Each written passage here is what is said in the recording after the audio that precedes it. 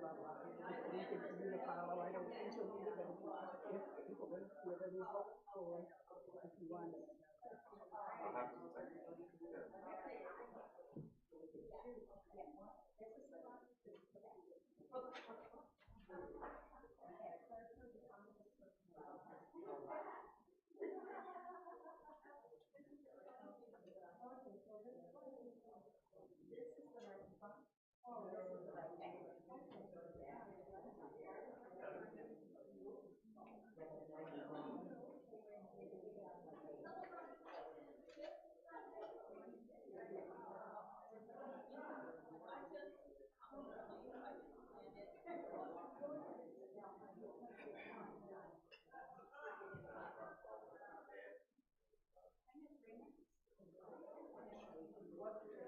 I did give it to Larry. He's about making a copy.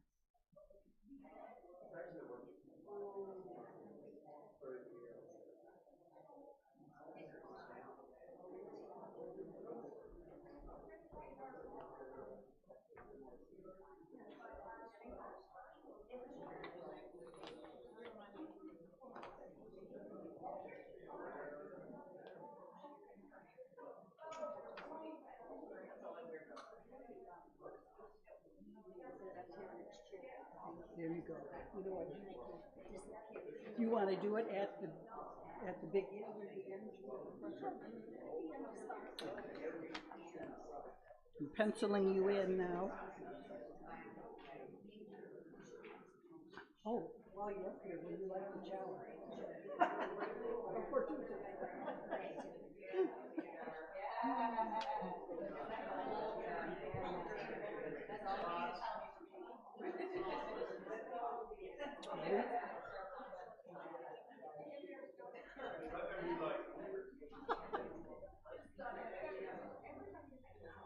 Waiting for my cue.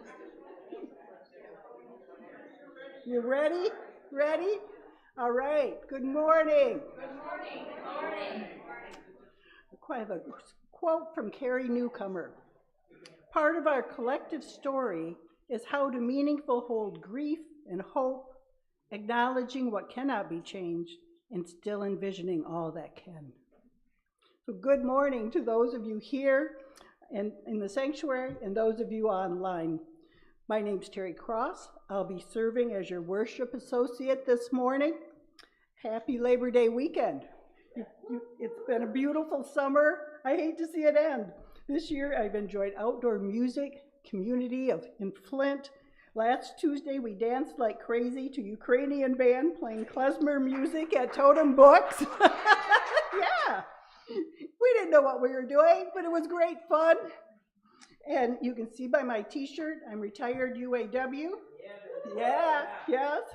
And I'm a member, as were my grandfather, my father, my mother before me.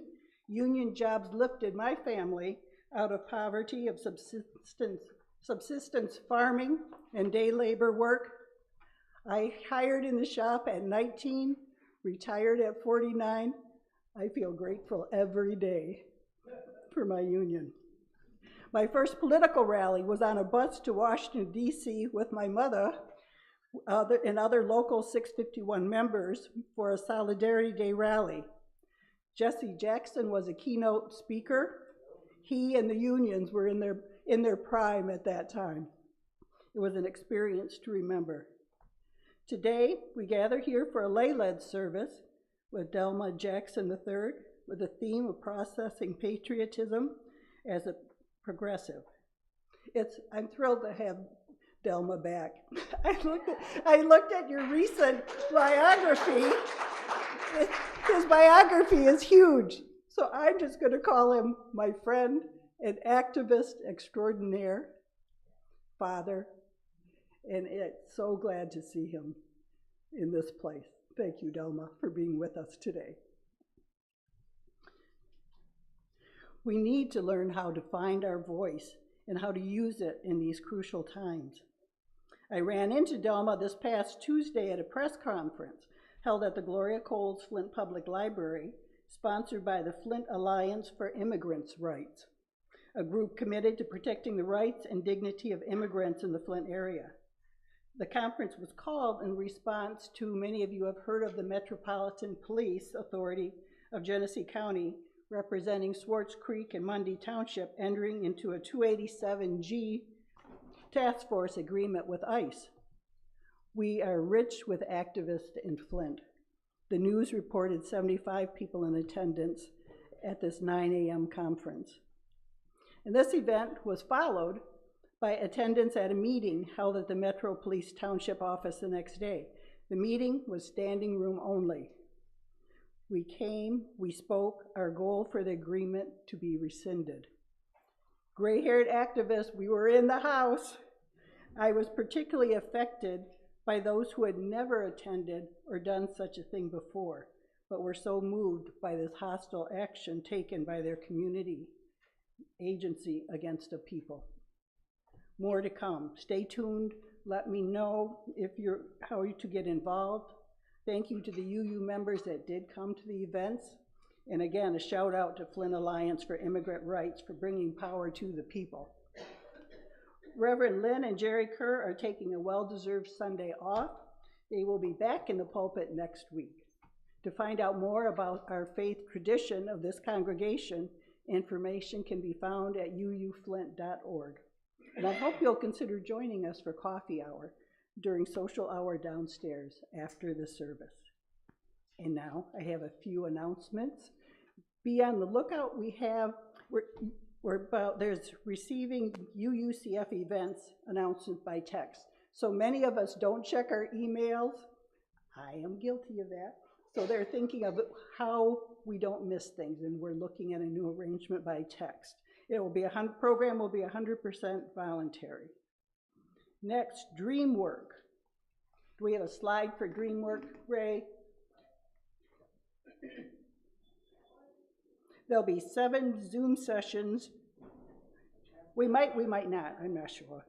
Join our dream work group and learn the beautiful language of our dreams used to gently guide us into greater happiness. Plenty of laughs and insights guaranteed. This will be by Reverend Jerry.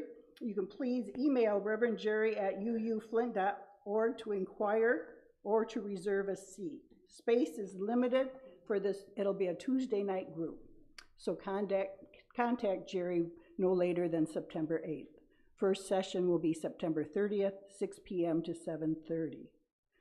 Our next service will be September 7th, and it will be entitled, We've Been Expecting You.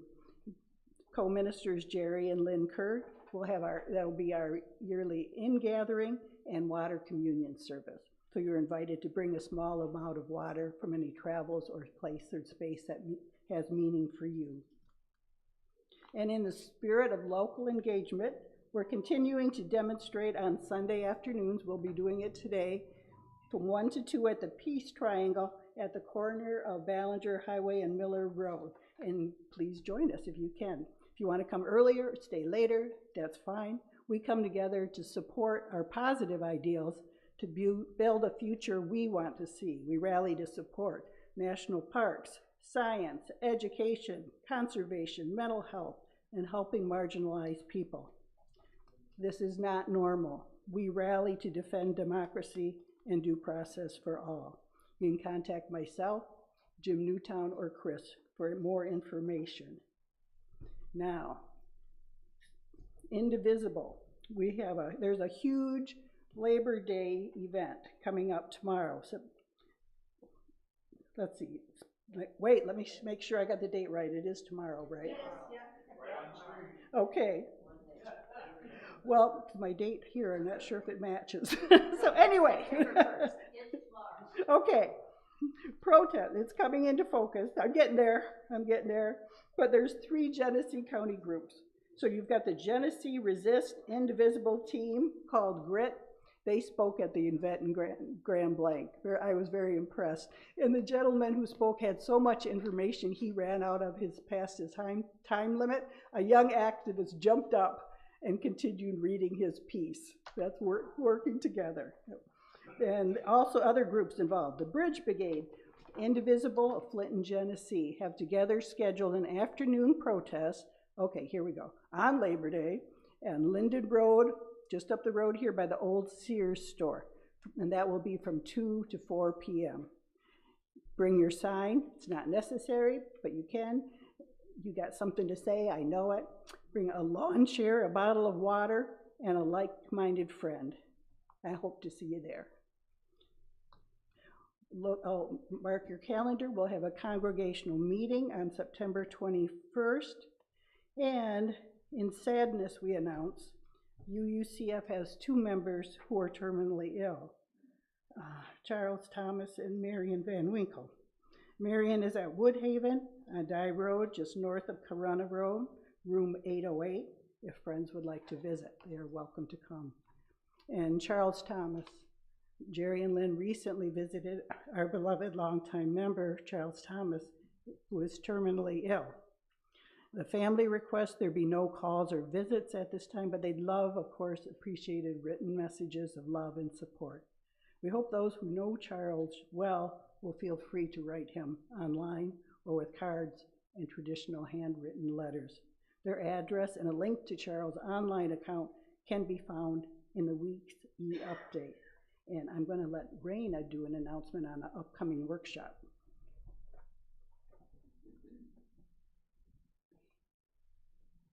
As chair of your ministerial search committee, I wanted to give you a heads up. There'll be more information coming in email updates and in further handouts that you'll receive. But we've invited a facilitator from the UUA, Patrice Curtis, will be here to do a workshop on Saturday, the 27th of September, and it will be from 9 until 1. Building will be open and there'll be coffee and some light juice and some light snacks beginning at 8:30. We'll have a light lunch at about 11 and you'll be on your way by 1. This is a program called Breaking Barriers and Building Beliefs. And it's designed to help us look at our beliefs, our unrecognized prejudices and limitations, to expand our openness to persons that may be different from us, who may apply to become our minister. So we hope you will find the time to join us and commit to this process. There's no charge, but it is important for us and for the search committee, whose job is to then take your ideas and find the best match we can. So I hope you'll come. It's open to all members and friends. As you will see in the email update, a link to a survey. And those that wish to take the survey prior to the event are asked to do so. Please keep your eyes and ears open. Again, it's called B4, standing for Breaking Barriers and Building Beliefs. Thank you. And now we're going to light our chalice. And our reading is A Spark of Hope by Melanie Davis. If ever there was a time for a candle in the darkness, this would be it. Using a spark of hope, kindle the flame of love, ignite the light of peace, and feed the flame of justice. And now, please recite the covenant with me. Recognizing the richness of diversity, the beauty and wonder of shared worship, and the transforming power of love and service, we gather as a sacred, intentional community to freely seek knowledge and truth, to celebrate the fullness of life, and by our actions to increase goodness and justice.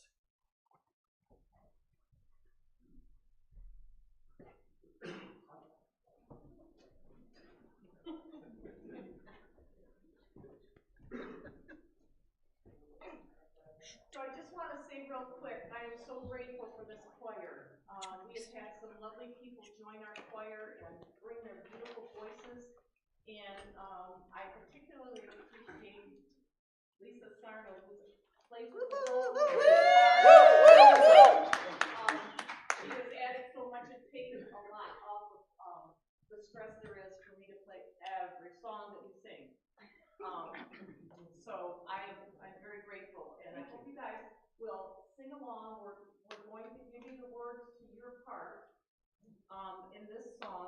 And it's in the key of C, so just so we can hear it. All right. There should be a slide that has the words for this part. Yeah, please. Yep, one more. Called the power of comment. Okay, these are your words. It goes like this. Ooh, I believe in the power of kindness. Ooh, I believe in the power of love. Ooh, I believe in the power of kindness. Ooh, I believe in the power of love. Ooh, I believe in the power of kindness. Ooh, I believe in the power of love. Ooh, I believe in the power of kindness. Ooh, I believe in the power of love. We don't know what's coming, but we can help shape what's ahead. With kindness as our currency, the Commonwealth is in our hands.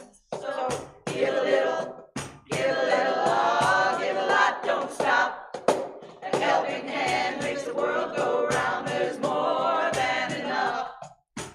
Ooh, I believe in the power of kindness.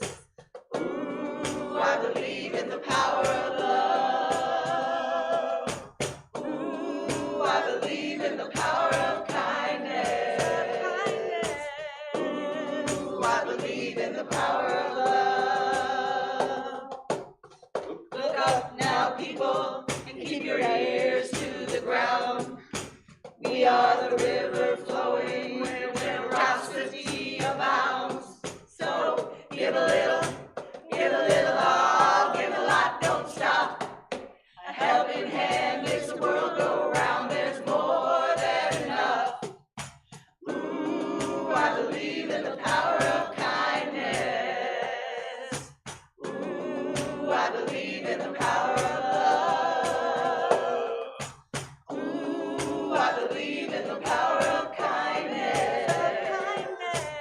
Ooh, I believe in the power of love. The honeybee serves sweetness to help the wide world bloom.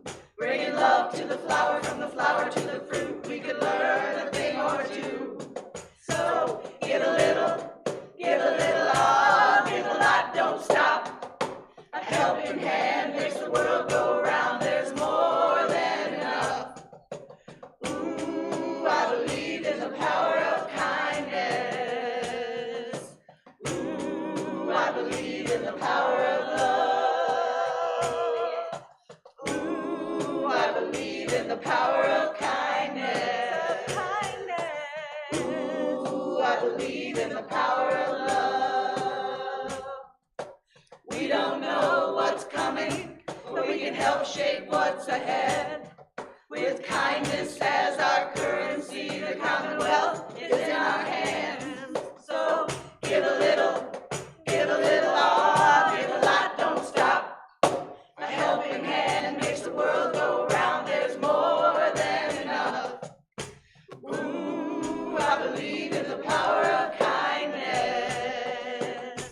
Ooh, I believe in the power of love. Ooh, I believe in the power of kindness.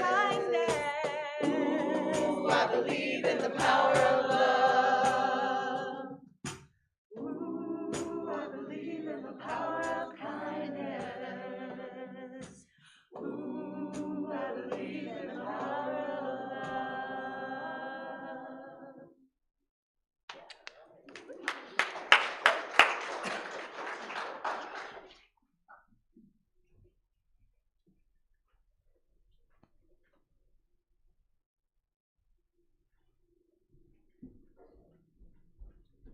Hold on, I'm doing double duty.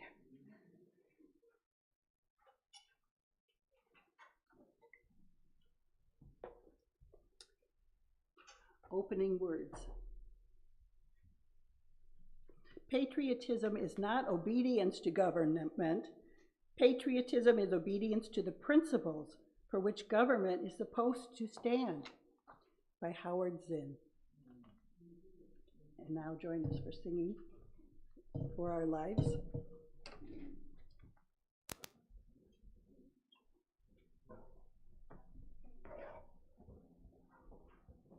So we are going to sing a Holly Near song. It's called Singing for Our Lives. I think it's on a page in one of the hymnals, but I didn't write it down, so I don't know which page it's on. Somebody know? The words are going to be up there anyways. And you probably know the song. You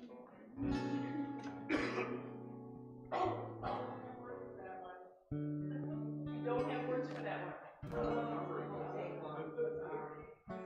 Can you look it up real quick for me?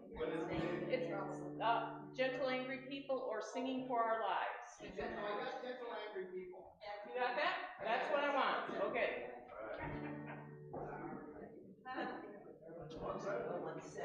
Page one. Oh, there it is. Page 70. All right. 170. Okay.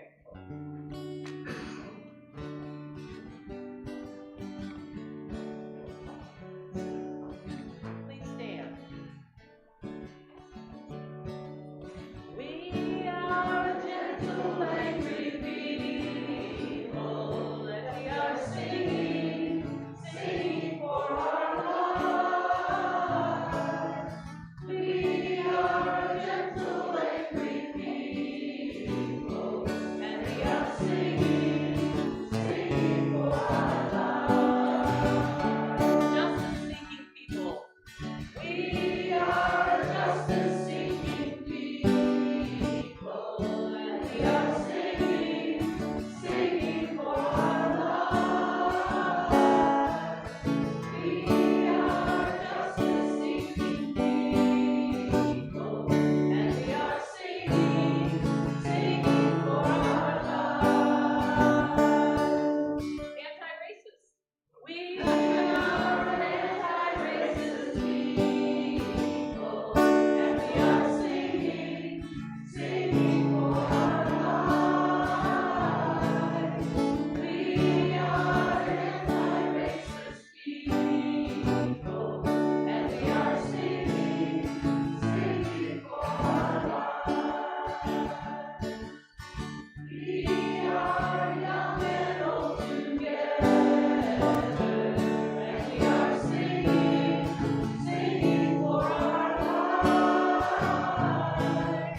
We are young and old together, and we are singing, singing for our lives.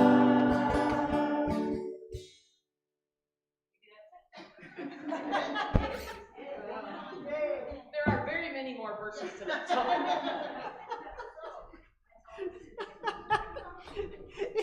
Thank you for that song. And it can go on and on. Back in the 80s, I used to organize for 3 or 4 years, Take Back the Night in Flint, and we marched to that song. So there are many more verses along. It's a great song for whatever, it gives you whatever you need is there. So, in a moment, meditation, you will be invited to sit back, relax, take a deep breath, and enjoy a moment of stillness in a busy world that is challenging us to live up to our values as a people and a nation. Candle lighting to follow. We light a candle for joy or sorrow that we carry with us this morning. Thoughts may be shared with the congregation by writing in the book at the back of the sanctuary. But first, a quote to begin. By Sivone Selassie, author of You Belong, who identifies as a nerdy black immigrant tomboy Buddhist weirdo. So here you go. You belong everywhere. Yes, you, with all your history, anxiety, pain. Yes, everywhere. In every culture, community, circumstance. You belong in this body. You belong in this very moment. You belong in this breath. And this one. You have always belonged. And now, a moment of silence.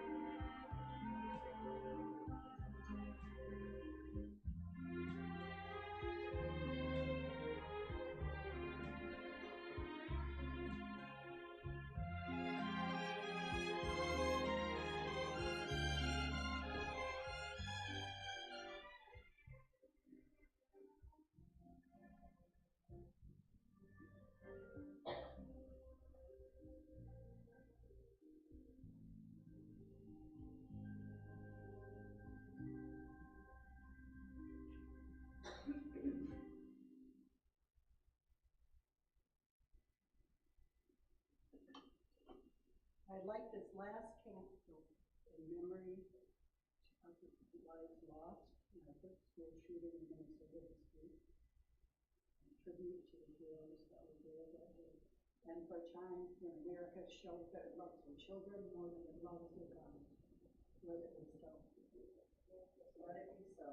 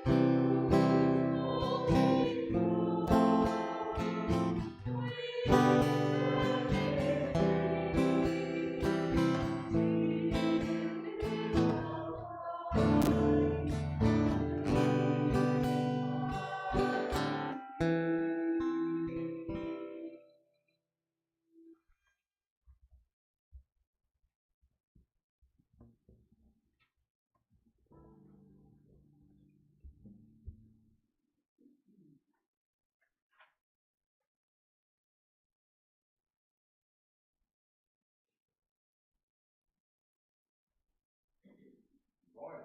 Good morning. How is everyone? Great, great. I Glad know. to see you. Good to Yes. good to be seen. Good to see you. I know my mic is not on. Don't fuss. You did not want to hear my singing voice back there.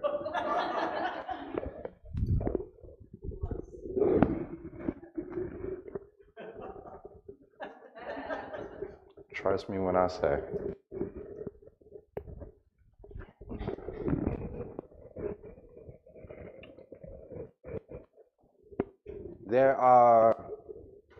There's a quick time check I wanted to do. What's an appropriate amount of time? Whatever you want. Okay. Somebody said 20 minutes. I thought it was around 20, so I'm gonna try to keep it around that. Just be patient with me. Promise I won't keep you too long. So a couple things I want to name before I get started. I am showing up this morning with this interesting combination of both a type of heaviness that I think a lot of us have been holding now for quite some time. And there's some optimism braided into that as well for me.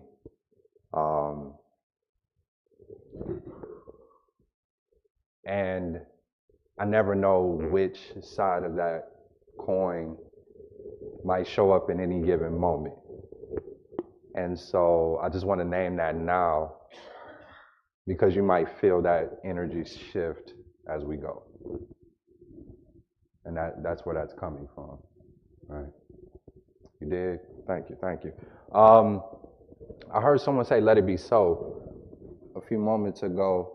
And in part of the oral tradition that I'm coming from, I grew up in a church where we often said amen, right?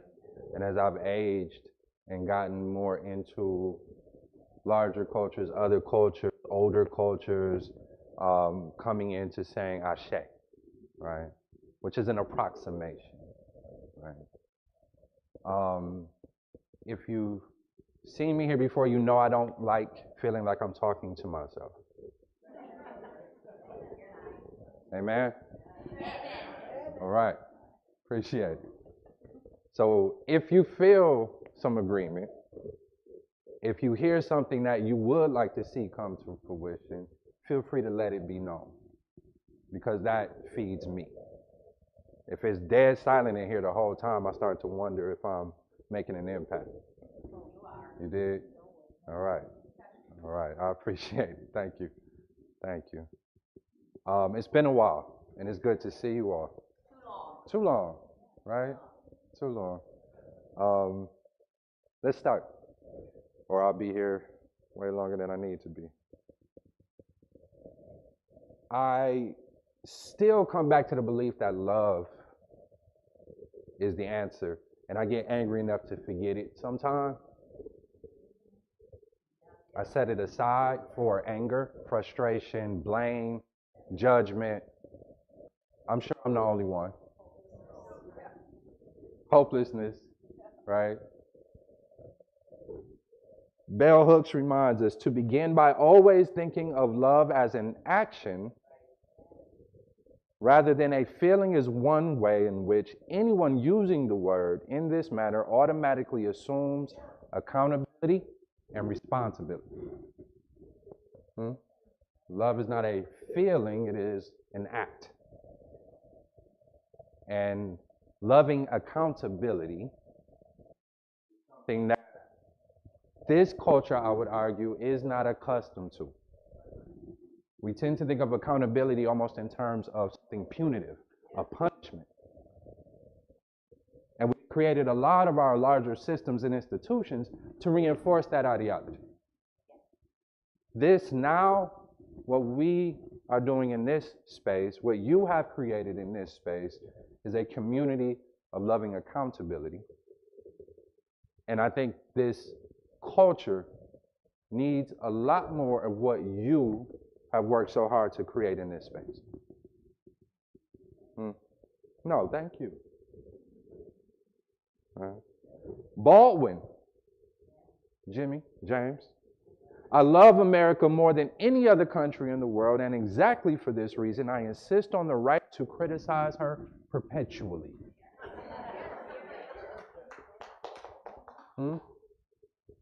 Love. Right? What do you say? I love this country. A man who lived abroad, who's not speaking from isolation or not knowing, but from having gone outside the United States, lived outside the United States, not just snapping a few pictures and coming home, but actually experiencing life outside the United States, coming back and deciding he loves this place.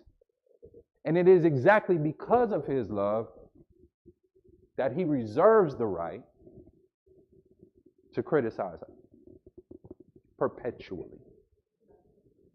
Right? If love is an act, he is speaking to what bell hooks. They are in conversation with one another. This is loving accountability.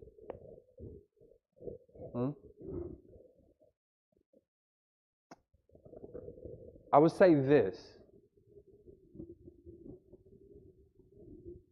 Thinking about what we all witnessed in Minnesota,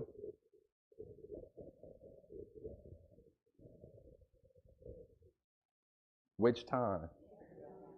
Right? Our most recent. Thank you for asking. Thinking about what we saw in Minnesota, we are reminded, I am reminded of why I sometimes feel frustrated, not just with the community outside of me, not just with the so-called right, but even frustrated with my own community. Because I would argue that holding progressive ideas without practicing emotional intelligence is about as useful as thoughts and prayers after a mass shooting.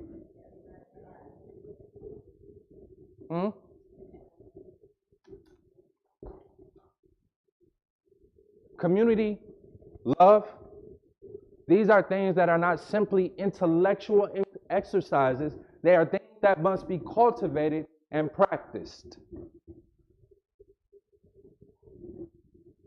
intentionally. Has anyone ever tried to learn how to do something well? Let me see your hand.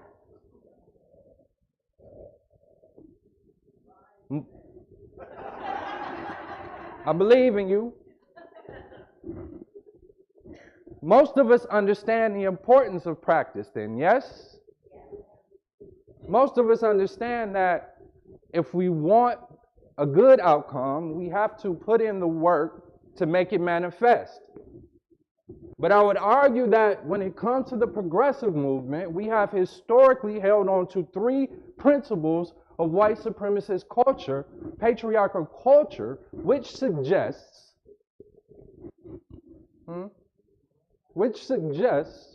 love of the written word. I'm just going to pick on three of them. If you're familiar with the work of Tima Okun, right? White supremacy culture characteristics. I'll make sure to get that to you. There's several listed. I would argue it's not just white supremacy culture. I would argue it's dominant culture characteristics. You can make the same case for patriarchy. Heteronormativity. I could go on and on and on. But the point is, worship of the written word. If it can't be measured or written down, then it doesn't exist. It doesn't count. The illusion of objectivity. The idea that we can be objective in our observations without bias. And lastly, fear of open conflict. We are a polite society. Or we're a society that will run up in the Capitol building on January 6th. It's one extreme or the other. I wouldn't hurt a fly or... Exactly. Which means we make space for some people to get away with that behavior and not others. Huh? Right? So, I would argue that the progressive movement has suffered from these three pillars of dominant culture. We love our philanthropy. We move money around excellently. But this is the same organization, the same group of people that did not know in a moment on stage when the nation is watching and needing something from you. This is the same people who didn't know how to put both an Israeli family and a Palestinian family on the same stage at the DNC. This is emotional unintelligence. This is a lack of practice. This is a lack of the ability to not suppress one's heart. Now, heart is what is needed. And you wonder why we flail around. You wonder why we keep running into the same things year after year after year. Why it seems like we make a couple steps of progress only to be ripped back. It's because we haven't gotten it together yet. Understand this, the progressives need the largest possible tent. Right? This is supposed to be a group that loves its diversity. Yet we don't practice it. We don't have difficult conversations with one another about what it means to hold different identities, what it means to be different, what it means to disagree, and how to do so openly without fear of everything imploding. So we remain silent. We remain passive aggressive. We pretend we're on the same team, but behind closed doors, we know we are not. Right now, we are in a moment of crisis. And part of what has allowed this crisis of redefining patriotism, redefining good citizenship, part of what has allowed this crisis is not just what they are doing, but what we are not. We are relying on statistics, we are relying on money, we are relying on everything except doing the work of cultivating a heart that knows how to hold nuance and difficulty in community with one another.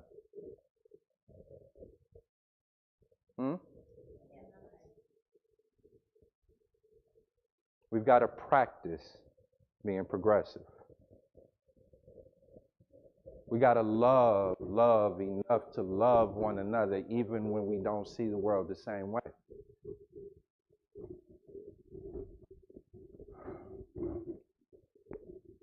If I want to have a certain aesthetic or be healthy, I have to practice by going to the gym on a regular basis.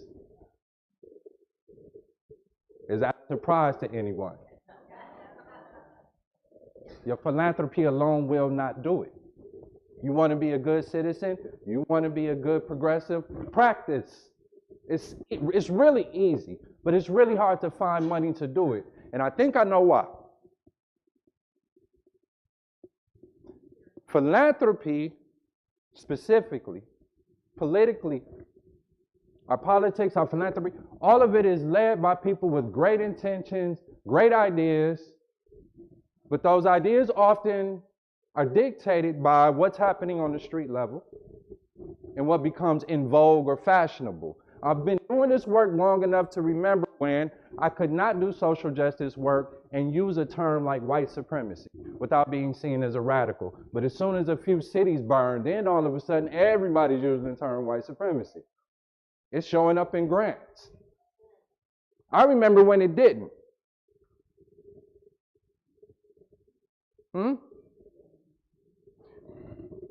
We disparage our so-called rioters. Not we. I know you wouldn't do that.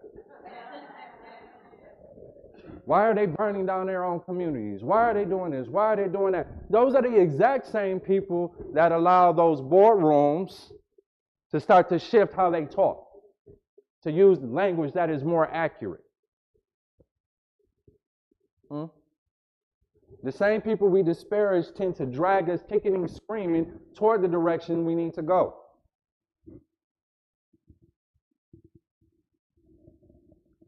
But those folks with the funds, those donors, they don't sit down and do the work of self-examination. They don't come into the spaces that they just funded. They don't sit with the communities that they're so-called helping. They stay in their ivory towers just like we do in academia. And I say we because I come from that tradition. I live up here because it's safer as a guy to live up here. I don't know how to tap into this all the time. Maybe I wasn't raised to tap into this with any sort of emotional intelligence. So I live here. I don't let myself feel things unless it's anger, because that's manly. That's manly. I can be mad all day. I can lash out all day, but I can't cry openly. I can't ask for help openly. Our young men and our elder men are in a moment of crisis right now psychologically. If you look at the statistics, rates, etc., men are suffering right now. But the progressive movement doesn't know how to acknowledge that without fear of sounding like they've become misogynists all over again. They can't hold two things at the same time. I'll give you an example. When Biden passed the loan forgiveness, student loan forgiveness, they touted that as a really progressive move for women because most of the folks who had large student loans who needed forgiveness were women. Excellent. You should talk about it that way. You should frame it that way. That's the truth. When they wanted to pass the infrastructure bill, who do you think was going to get most of those jobs? Men. But they didn't talk about it that way because they were scared about how it would sound. Huh? All kinds of men could have got jobs doing good work. But they didn't say that because they didn't know how to say two things at the same time. That we care about actually everybody. They didn't know how to do that. So what happens? Here comes Captain Orange Hands talking about they don't care about you, and it worked. A lot of men ran to him because he said, I don't have anything new to offer you, but what I can do is put you back in your rightful place.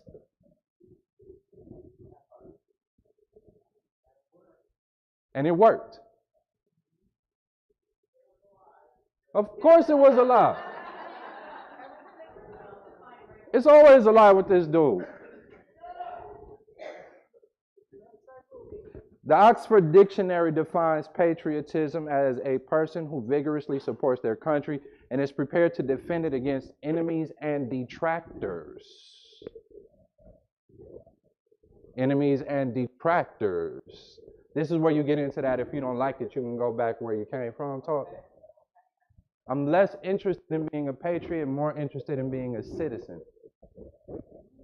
Someone who lives in community with other people, who loves being a detractor, but also knows how to support folks that are struggling. We got to get better at nuance. We have to get better at being able to talk about two things being true at the same time.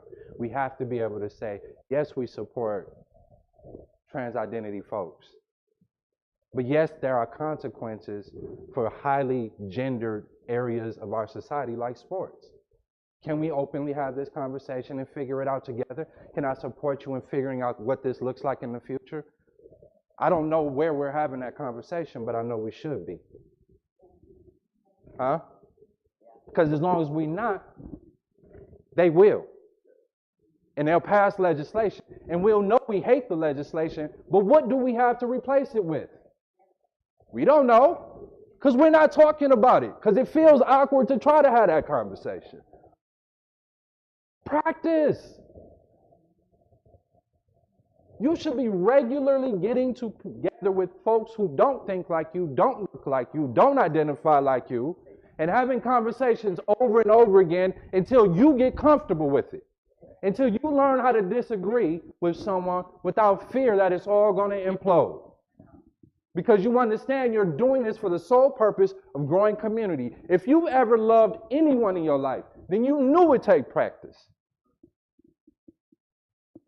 I don't know anyone that say, oh, this love thing is easy.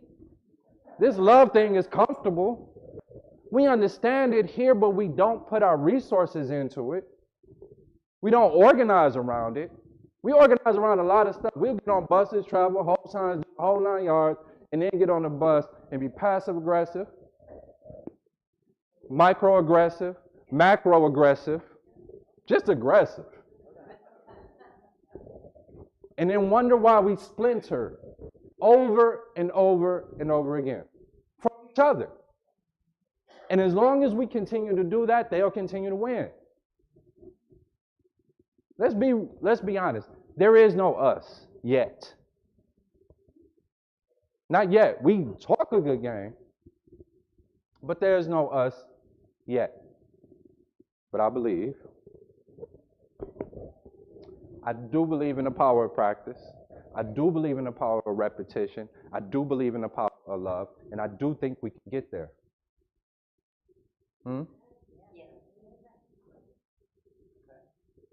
Misogyny is real within the progressive movement. Blackness is real within the progressive movement. Transphobia is within the progressive movement.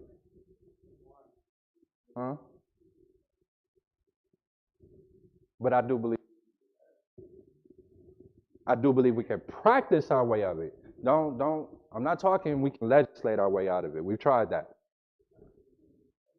Study and publish reports our way out of this. Show up, do the work, get uncomfortable. Quit being scared and fragile. Man, that was rough. You know what's really rough? Being in a black woman's skin.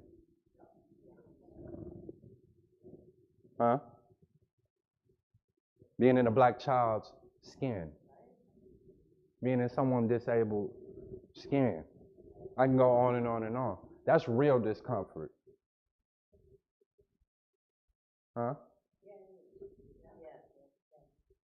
My palms got sweaty, oh my God. My stomach felt a little tight, I was clenching. Oh my God, I can't go back to that. You're spoiled. You're privileged. You think your comfort is more important than our progress. Cut that out if you call yourself a progressive. Do the work. I'll leave you with this. How am I on time?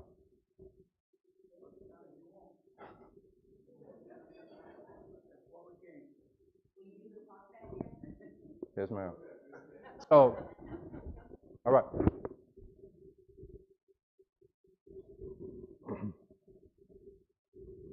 Bill O'Brien noted that the quality of an intervention depends on the interior condition of the intervener. The quality of an intervention depends on the interior condition of the intervener. All right?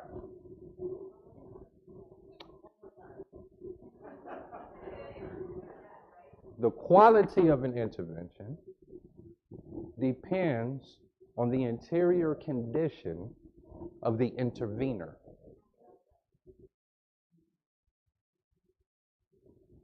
Bruce Lee. I don't know if I've shared this with the congregation. I did from 5 to 15, I was in martial arts. And so Bruce is kind of my guy. Always has been. He got this from someone in ancient Greece, I think. So I'm not giving Bruce Lee credit for making the quote, but he introduced it to me, right? We don't rise to the level of our expectations. We fall to the level of our training. We do not rise to the level of our expectation. We fall to the level of our training. You got to practice. You have to practice. Anyone who's ever done sports could tell you that how true this is. The repetition is what makes it possible. Because I tell you what, when justice is needed most, you usually don't have prep time. It's always a surprise. Huh? It's always a surprise. It's never scheduled. Hey, I'm about to do some injustice right quick. You ready yet? I'll wait. Let me know. Yeah. Get your phone out. Let's schedule this together. That's not how this works. It will surprise you. It will catch you off guard.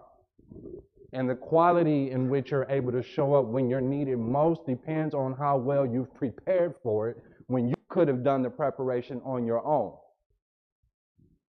Right? If I got outside right now and said all of a sudden we all have to run, some of us would be like, bet. Some of us would take a step or two and be like, nah, man, woo! Because that is the level of our bodies, it is the level of our training, the level of our preparation, the circumstances of our health, all combined, right? Now, if I've been training right, I could grab some of my elders who might need some help, put them on my back, take that run, But if I haven't, then I might be standing right there next to them, right? Ooh, I got to quit smoking,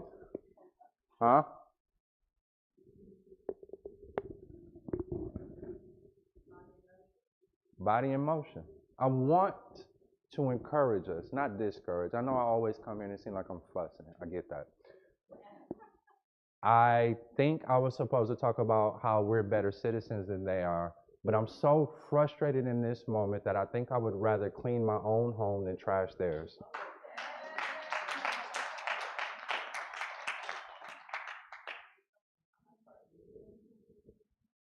We could trash theirs when we win.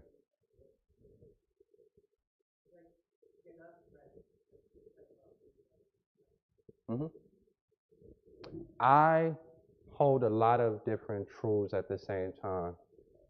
I struggle to figure out what it means to be a good human being sometimes. The right answer is not always clear to me. How to be a good ally is not always clear to me. Should I intervene? Should I not? Do I say something? Do I let it ride? Do they have it? Are they good? I don't always know. I can ask. I can also build relationship. I want to invite us to consider not replacing what we are called to do, because it's all important, right? My call here is not to say, forget everything you've been doing. Don't get that twisted. I'm suggesting that we consider ways to add to what we've been doing, to be intentional about creating spaces where we get to have difficult conversations, where we get to hash out some of the things we don't always openly share with one another. Some of us are passive. Some of us are shy. What is the role of a shy person in progressive work? We're not all extroverts. And that has to be okay. So what is my work if I'm an introvert? What is my work if I'm still grappling with systems of patriarchy, homophobia, etc.?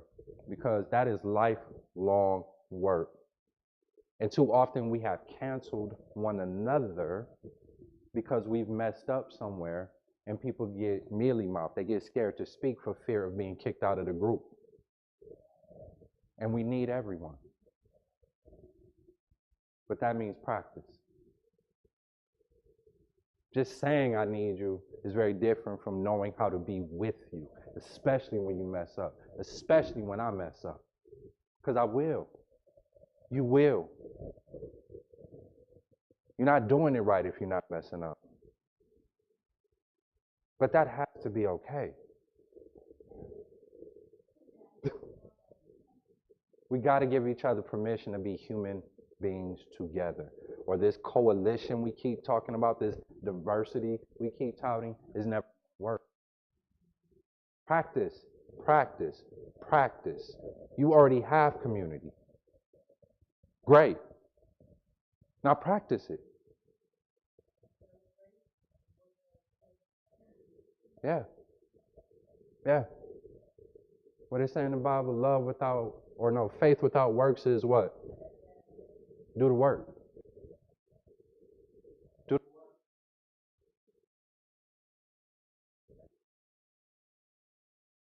I appreciate you giving me the opportunity to. I thank you deeply, and I look forward to working with you in the near future. All right.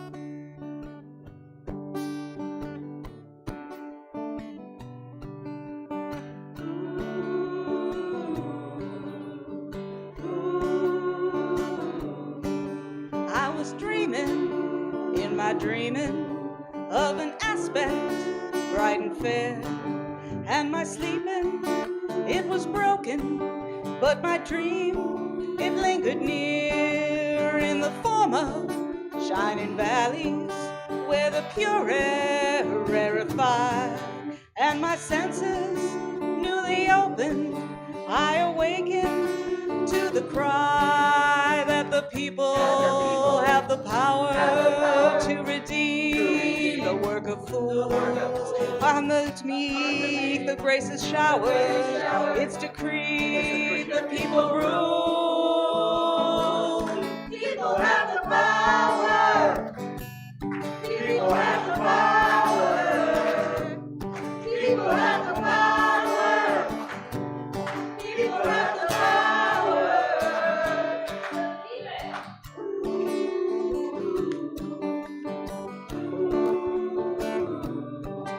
Vengeful aspects became suspect and bending low as if to hear, and the armies ceased advancing because the people had their ear, and the shepherds and the soldiers, well, they lay beneath the stars, exchanging visions and laying arms to waste. Dust in the form of shining leaves, where the pure air rarefied my senses newly open. I awaken to the cry. People have the power. People have the power. People have the power. People have the power.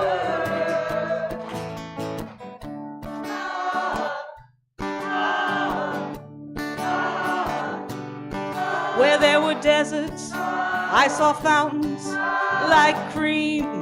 The waters rise, and we stroll together with none to laugh or criticize. And the leopard and the lamb lay together, truly bound.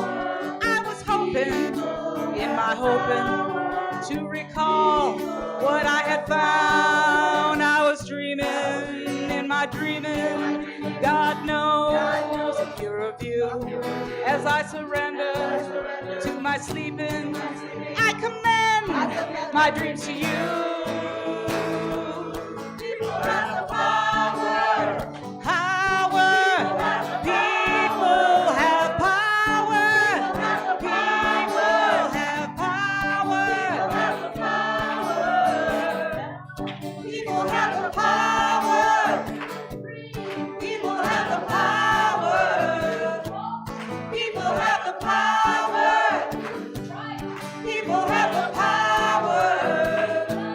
People have the power. People have the power. People have the power. People have the power.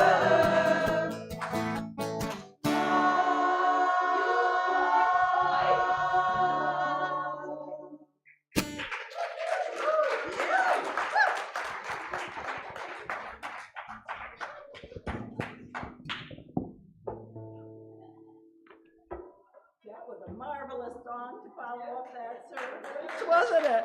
Woo, woo. Thank you, Delma. Thank you. And I hope you are all inspired. We need to protest. We need to vote. We need to take the fight in. I mean, when I went to that meeting, I was able to tell a police commissioner that his policy on ICE is a representation of white nationalism against black and brown people. I said, and women aren't doing so good either here. They're taking away our rights. They're trying to erase our history. We can't let it happen. So, now. I have a quote, moment of generosity. In every joy, which kindness triggers, flashes a flicker of that wild joy of limitless belonging. Brother David Steindl Rast.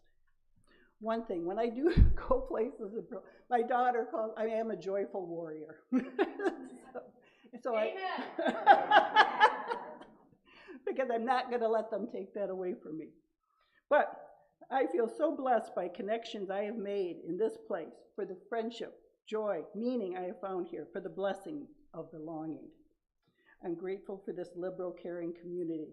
So, we're asking you to give your gift of time, talent, monies. Demonstrate your belief in the vital values and the messages we share here, that you've heard here today. Your gift makes you part of a larger group and strengthens that faith community. It's easy to give back and place an offering in the basket at the back of the church as you leave, or by making an online gift, uuflint.org, or using the QR code at the back of your order of service. Heck, you can throw money at me if you want, you know? But thank you. Thank you for being here today, for receiving this message. Our closing words by Thurgood Marshall. This is your democracy. Make it, protect it, pass it on. And I have one for modern times. This November, we're not quite there yet, but we will be next November. Our nation, this is by Lin-Manuel Miranda. Our nation is asking to hear your voice because November is coming, and so is your choice. Do not throw away your shot. Thank you. Okay. Oh, wait a minute. You're right. I forgot about that. You know what to do. The warmth of community or the fire of commitment.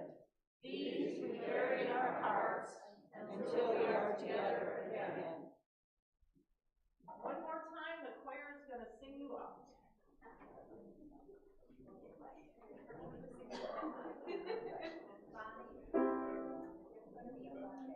Okay. Oh, and there's going to be a talk back afterwards. I'm sorry, I thought we were done. Yeah, I forgot. Work is real.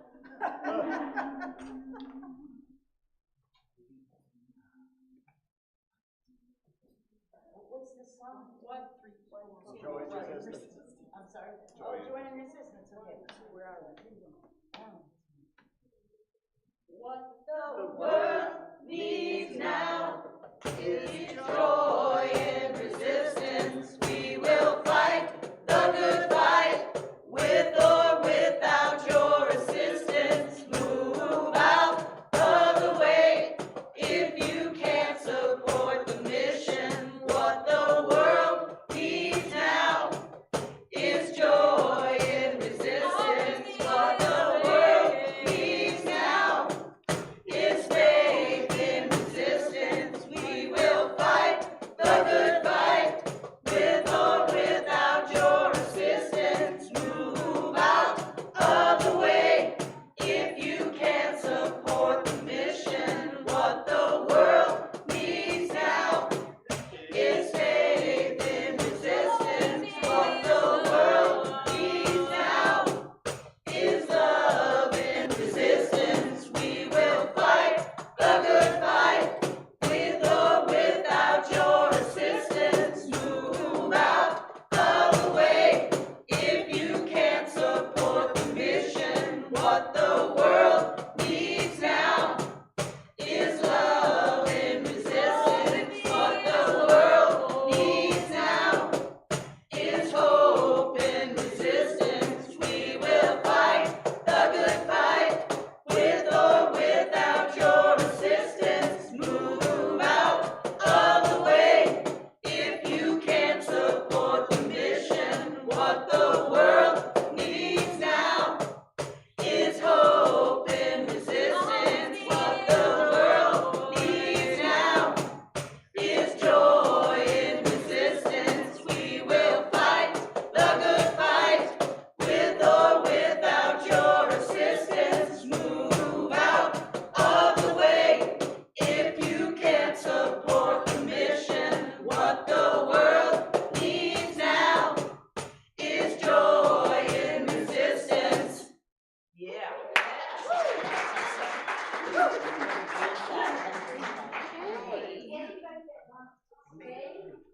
Delma has offered to do a talk back, so if you have any questions for him, now is your time. Now is the time. Now the way talkback works is, if you're up for more, great, stay. But if the higher call to coffee calls you, go ahead and go get coffee. Delma, whenever you're ready. Oh, he's not far. He's out front. So we'll give him a second. Hey, Delma. Yeah, you go get him. So give him the yellow. I'm going to turn the red down a smidge. It's too hot. Thanks for being here, everybody. Red can come down. Red can come down. We may not be having this talk.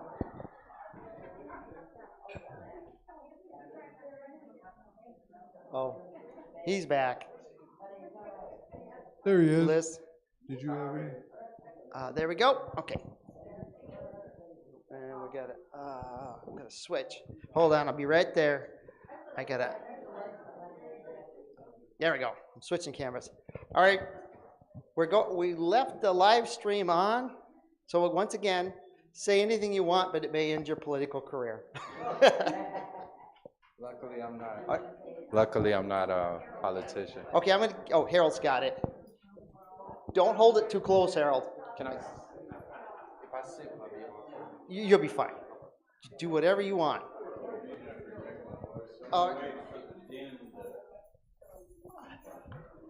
Hey, take How's that? take Blue up. How's that for sound level? Yeah. Is that good? Yeah. Good. All right.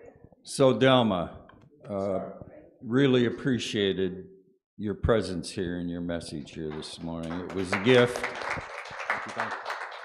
Here's something I struggle with. I want to know if you struggle with this. And okay, so we have an e-update here that is sent us periodically. And in the last e-update, there was a link to a video. Many of you will know what I'm talking about, where video images of ICE agents taking folks into custody all around the country, north, south, east, west, brutally at times, snatching them out of their car, out of their residence, off the street, reminded me of scenes from Nazi Germany. And I decided a long time ago in the Selma Montgomery experience that I was not totally nonviolent.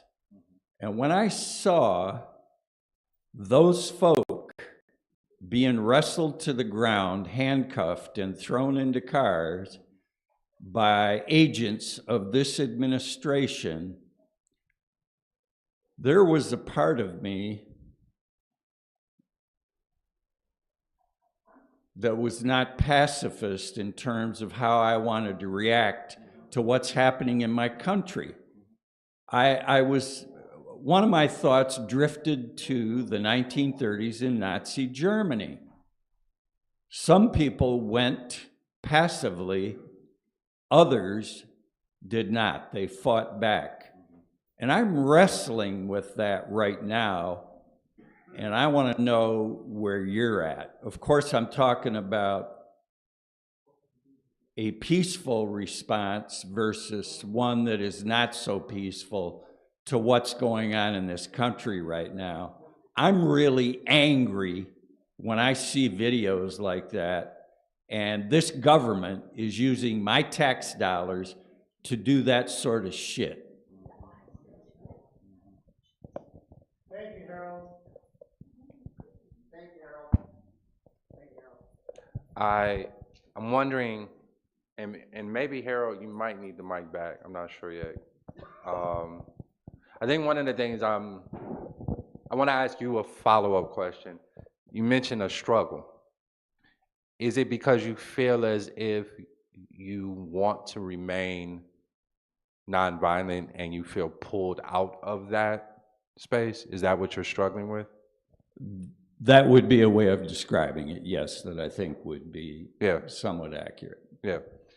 No, I'm reminded of several philosophers across time who have taken nonviolence as one tool among many, right? I've never been one that thought you should only have one tool in your tool belt. I think God bless those who remain nonviolent, who dedicate their activism to that particular approach. But I've often said, my father used to always say, even in my own studies, I've also come to believe that you don't get an MLK without a Malcolm, right? I think we operate within a system where if nonviolence is the only approach, you end up with a lot of people getting bulldozed over because there's no fear for them. They would just completely run you over, you know, if they think they can get away with it. But if they're clear that there's another fraction, another set of folks with a very different approach, if you will, right? then I think that gives them cause for pause. So I receive what you're saying, and I think it's up to each and every one of us to determine for ourselves what we feel moved to do in the moment. And I would never suggest that there's only one right approach to this.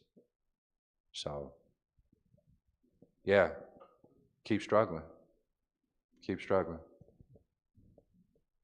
We're being pushed right now. The troops in D.C., you know, they're picking up trash and spreading mulch, this, that, and the other thing, but they're armed. And their presence is antagonistic. And they're waiting for somebody to fight back. And I believe the instant that somebody shoots one of those troops or starts showing violence towards them, you're gonna see all hell break loose. And they have all these mega people all over the country that have millions and millions and millions of guns and ammo just waiting, I think, for an excuse to be unleashed on us. And I'm concerned they will do it happily and quickly. I think that what we have here is very much like Rwanda, and those people just had machetes.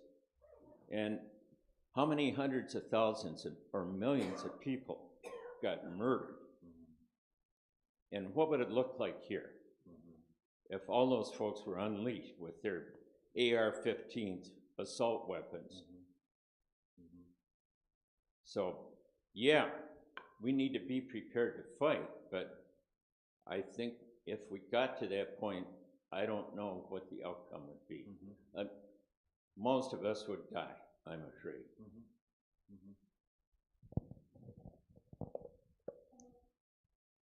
There's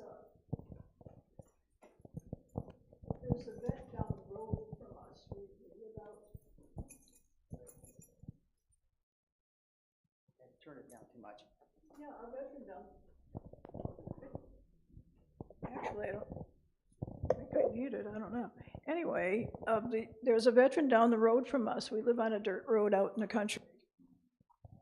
And he has a sign, Veterans for Trump, really big on a tree in his yard. And I thought, if things break loose, we drive a Prius, and he's gonna be, he could come down and kill us. And I'm not exaggerating, because I've seen him and I've interacted with him a couple of times. And I thought, should we get a gun? You know? So that's kind of real, where these people with messed up minds, you know, identify with Trump and are easily misled, lied to. They have guns. They hate the other, you know. And so it is getting close to real.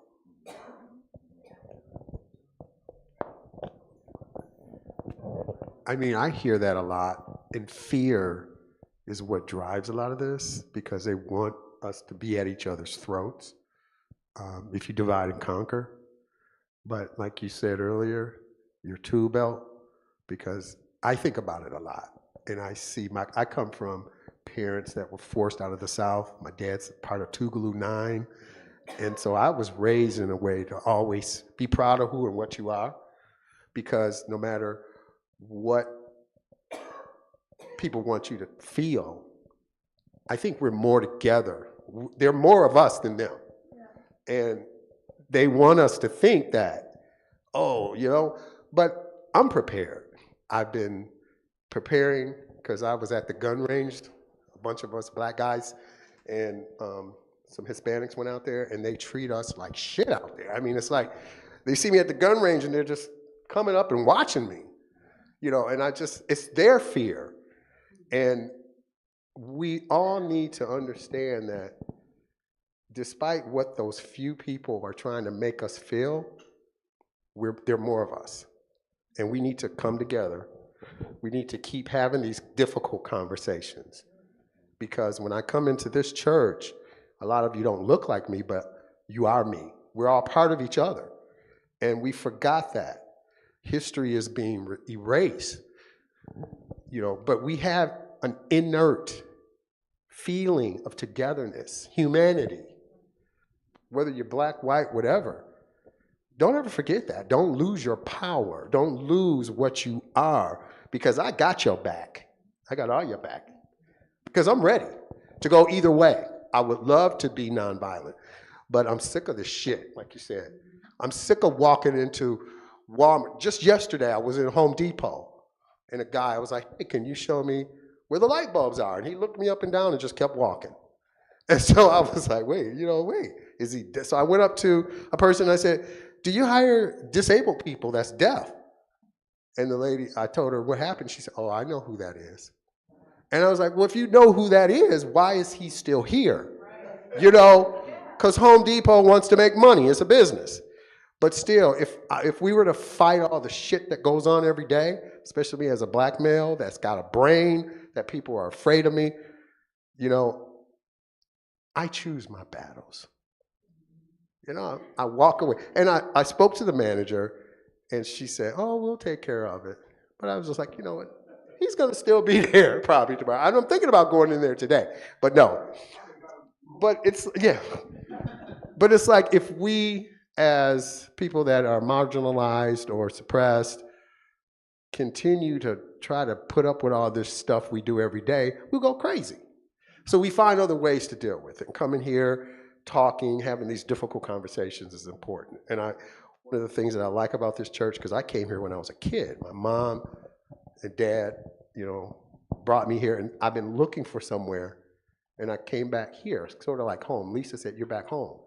But I want to hear these conversations. I want to be part of a solution, but don't lose your power, because there are more of us than these radical, the Nazis were put down.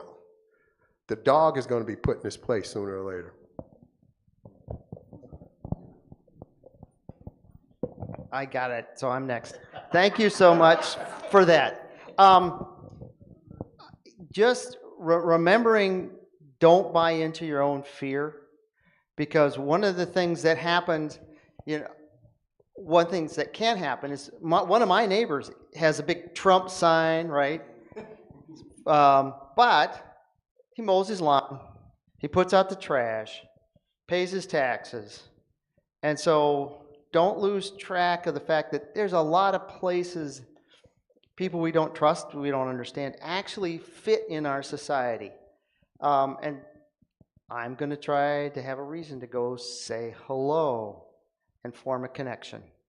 And with the troops in D.C., one of the dangerous radical things that people could do would be to befriend the individual, because those troops have been given illegal orders, but they are each a human being left with a tough choice. Do I obey an illegal order, or do I lose my career? And having a few friends might help them make a decision. You get it now, Terry. Catch next. Okay, and thank you for speaking up. There's so many times we let those things go. We don't bring it to their attention and call it out. And it is a little scary out there. I know each time I leave the house, and I go to a lot of these rallies and things, and my husband always says, and part of this is because of my driving, but the other part is where I'm going. He says, be careful, be careful. And he means that, we have to be watch. When I'm out here on the corner, I'm yelling like I have a Democratic Tourette's syndrome at all the traffic going by. I'm talking for an hour because I can do it for an hour, but I'm watchful on that. We get a few slurs thrown at us, but nothing more. But you have to be brave enough to do it.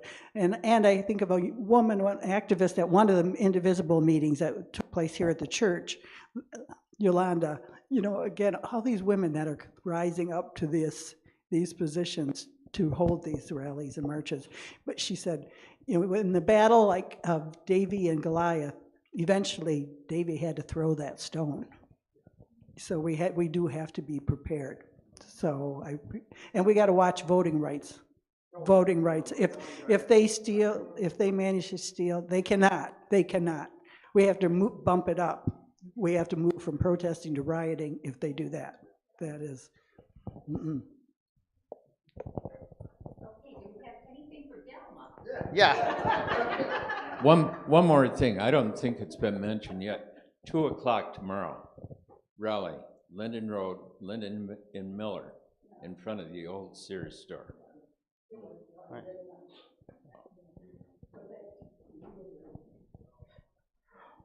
Well, Delma, would you like the closing words? As you can tell, I'm getting ready to go. No pressure. I'm also getting ready for coffee, and I think we're headed that way. No, just my ongoing gratitude for, like I said, I think earlier during our time together, just a lot of gratitude for the community you all are intentionally creating here.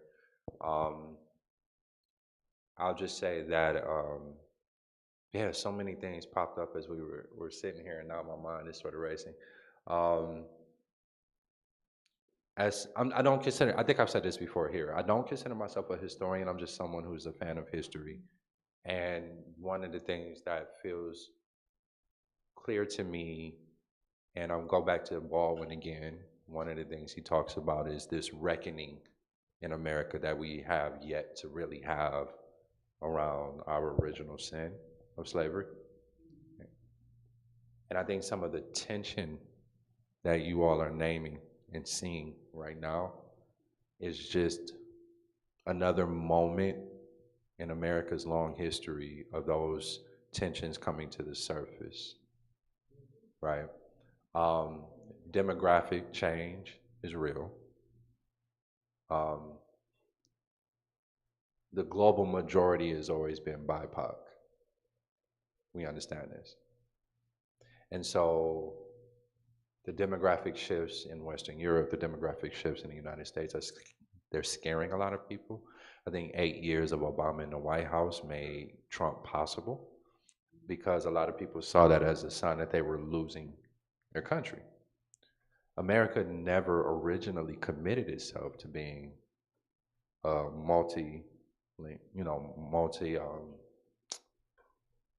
cultural experiment. That's not the founding documents. Let's be honest, right? And so the originalists, if you will, are not wrong in their interpretation of the founding documents. America's always been that, and that's what Baldwin was talking about, right?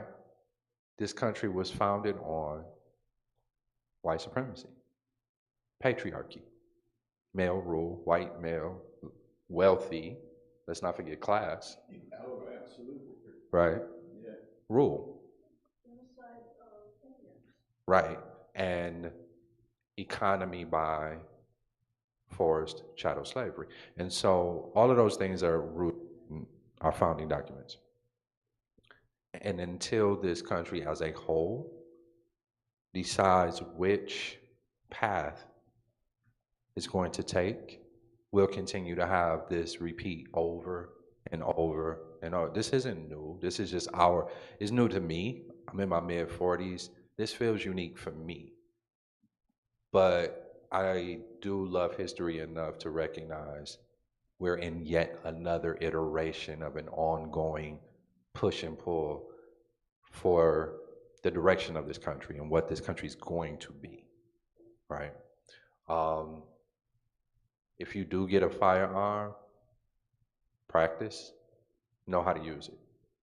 I take my babies to the range, I go to the range, and my father took me I grew up going to the range with my father, so there's an emotional tie I have to that, which is a weird thing to say, but true, right? It's like, oh, it's warmth, pow, pow, like, so weird, but that's America.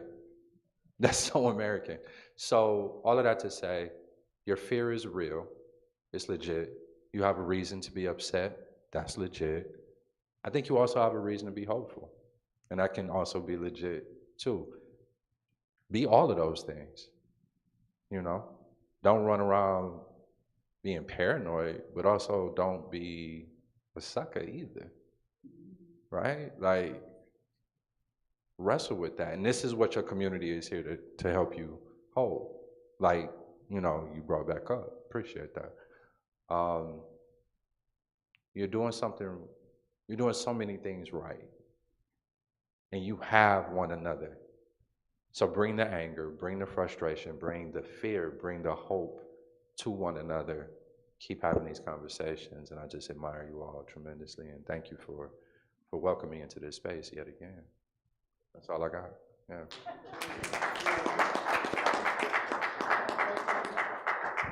Thank you very much. Coffee time. The most important part of a Unitarian Universalist service is coffee time. And food.